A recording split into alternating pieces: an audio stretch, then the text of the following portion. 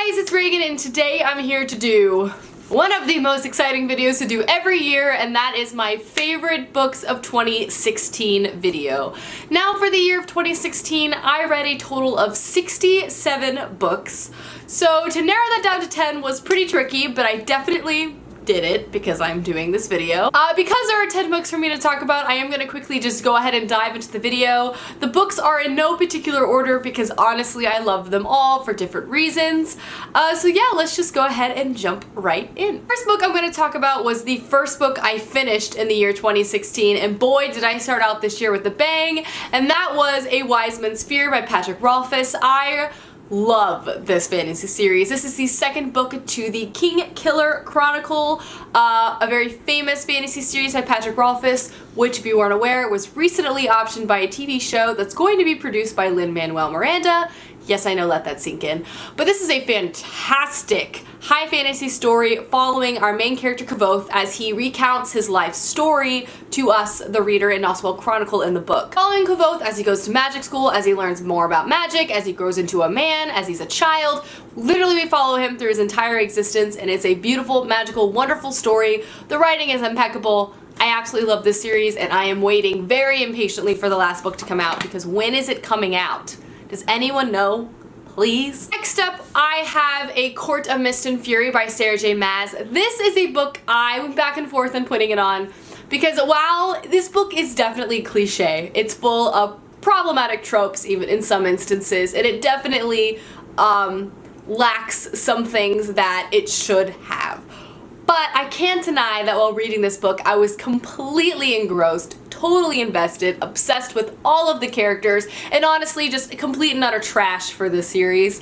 This is Sarah J. Maas's Fae trilogy that is a Beauty and the Beast retelling. It follows our main character Freya as she becomes taken into this world and forced to meet all sorts of characters. I don't really want to spoil anything, but just know very much in Sarah J. Maas's fashion, there is some intense romance. It's kind of sexually graphic, so I would definitely say this is more on the new adult side. It's incredibly addicting, full of plot twists, and side characters for days that you just want to live for because you become addicted to characters in this. You just become addicted to plot and characters in this series in a way that is incredibly hard to describe.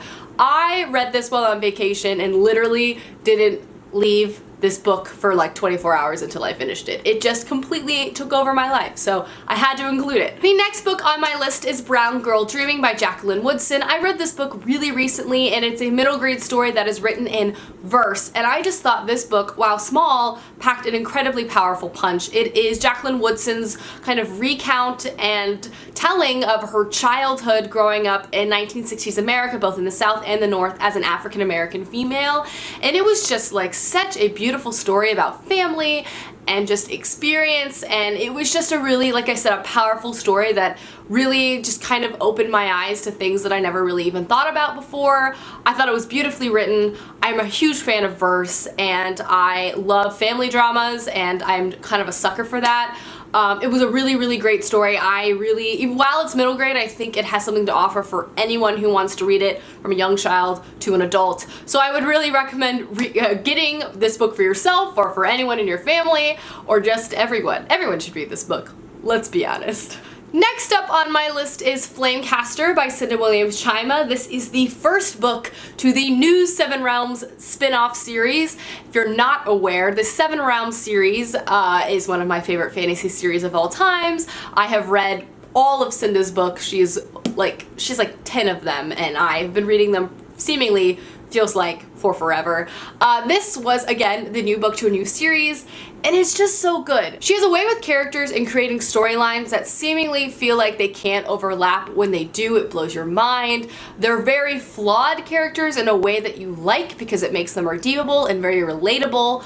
The narrative of this is just so engrossing, which is something I appreciate very much, but that's not to say that the world isn't expansive and the magic isn't interesting either. This has both character and plot elements that are so strong that just makes it such a well-rounded YA fantasy book and series. Not gonna lie, it broke my heart in the beginning. If you're familiar with the series at all, you know what I'm talking about, but I'm so excited for this to continue. I can't wait to read more and more. I hope Cinda Chima writes a billion more books because I'm in it for the long haul. I love her books so much. So on my list I have the Nightingale by Christina, which is currently empty because I lent it to my roommate because that's how much I love this book.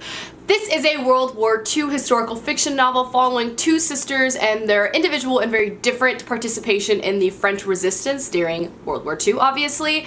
It is a beautiful, again, family drama following two powerful women who are very powerful in different ways. We love the sacrifice and the duty that both of these women both feel and act on is incredibly inspiring.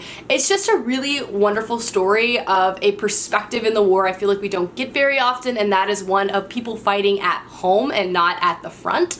It's a story that has stayed with me. I read this, I believe, in February, and I still think about it.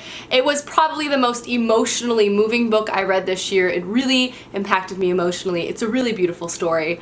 So, Next on my list is Illuminae by Kristoff and Amie Kaufman. This is a YA science fiction story that is told in a unusual fashion in the way that it is a whole bunch of case files and emails and correspondence and things like that. So the length is long, but it reads really quickly. The reason why I'm obsessed with this book is because this is a story that has such amazing, this book has an amazing plot, to put it simply. I read this book in literally 2 sittings. The amount of intensity and suspense that this story and narrative was able to create kept me on the edge of my seat and kept me turning the pages. It was such a story that it raises your heart rate. It's hard to describe, and I don't want to go into plot specifics because this is such a fast-paced story and I feel like anything might potentially be a spoiler, but just know that this is a science fiction story set aboard some starships, and basically it takes so many different turns. It will keep you guessing, it will keep raising the stakes on you in ways that you didn't even expect, and it'll keep you entertained, that's for dang sure. So I was so happy I picked up this book and this series this year because I was not disappointed. I was worried that the hype was overhyped, but it was not. This book deserves the hype.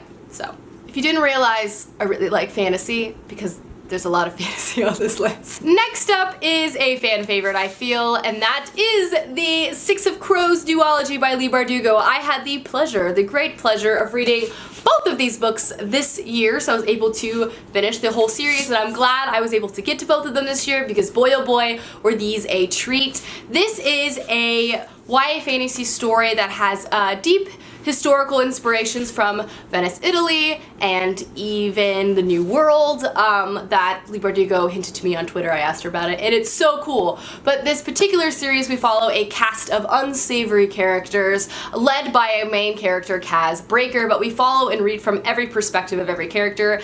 These people work together in a gang, and in the first book, they are tasked with an impossible task to break it into an impossible place. And the adventures of this book carry over into this book, into an incredibly well-rounded, well-developed fantasy story full of so many endearing characters that you can't help but to love and root for, but also want to chastise for making bad decisions. And that's why I love this series so much, because it's full of great characters that are still so lovable and so redeemable, because honestly, having a main character that is so perfectly fits the mold of a hero is sometimes boring. And Leigh Bardugo really breaks that mold and explores some very interesting, complex relationships in this while keeping you on the edge of your seat because it is a fast-paced plot as well. Da-na-na-na. Next we have this series. This, of course, if you've watched my channel at all, is the Black Prism series, following first with the Black Prism, then we have, oh, they're heavy, the Blinding Knife, and lastly, the Broken Eye. I read all 3 of these books this year. It is going to be a 5-book series. I have the 4th book on my shelf, which I'm going to read, obviously,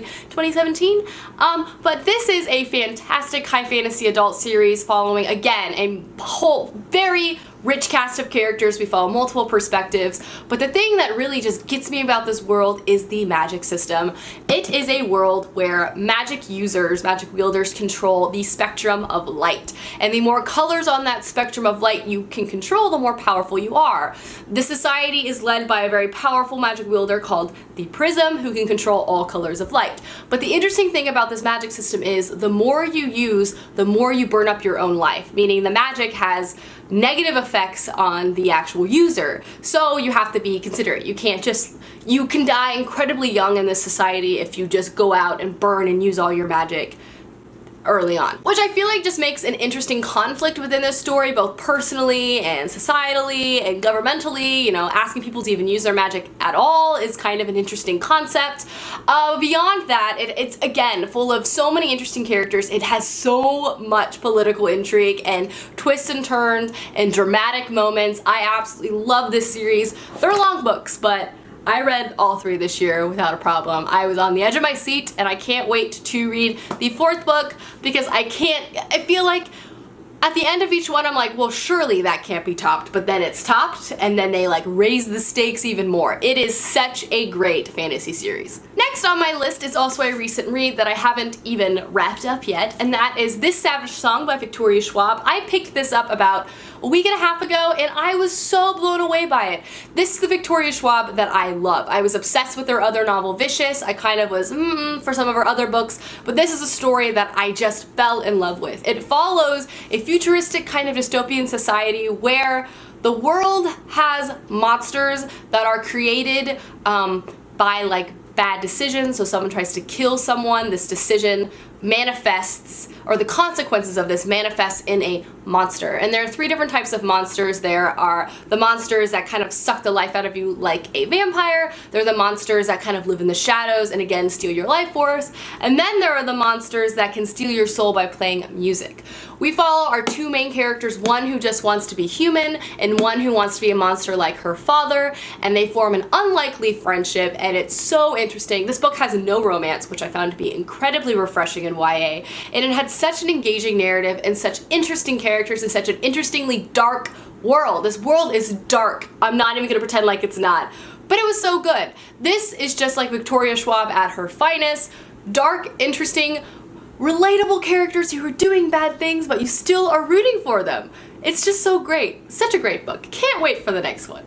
And we've come to the end, people. The last book I'm going to talk about is 3 Dark Crowns by Kendar Blake. This is another dark YA story, which clearly I love some dark YA stories, following an island. This has a political system that is controlled by a matriarchy. However, the matriarch has to step down from her throne or hand over power when she gives birth to her triplets. Every queen gives birth to triplets, and each one of these triplets has a different power, literal power, that kind of corresponds with the 3 political factions that exist on the island. One is elemental, so they can control like rain, water, fire. One is poisons, they can create and consume incredibly high lethal doses of poisons, and one are naturalists and they can control like animals and like life and crops and things like that. At their birth, they're sent off to these factions, raised, trained, to prepare to take over the throne. When these girls come of age, they fight each other for the throne and have to kill each other off, and obviously the factions are trying to make sure that their candidate is as powerful as possible, because if their candidate's queen, that means they have the ear and the influence within the government. It is such a cool story. It's dark. You get to read from every sister's perspective. It's so cool. I'm sorry, like, this is one of the coolest fantasy worlds I have read in a while. It's dark, but it's so interesting and I loved it. I loved reading from all the sisters' perspectives. I loved learning more about their powers and the factions. This island is cool. Hello, matriarchy. Like, this is such a amazingly underhyped YA book, and I'm trying to do my best to make more people read it because it's so dang good. Okay? Okay. Okay. Hey guys, those are my favorite books of 2016. 2016 was a year, to put it simply. There was some good, there was some bad. I am really excited for 2017. I feel like 2017 is gonna be better than 2016, fingers crossed. But I hope you guys enjoyed this video. Please let me know down below your favorite book you read this year, or some of your favorites. I would love to know. I always need recommendations. And I will see you guys soon with another video soon. Goodbye!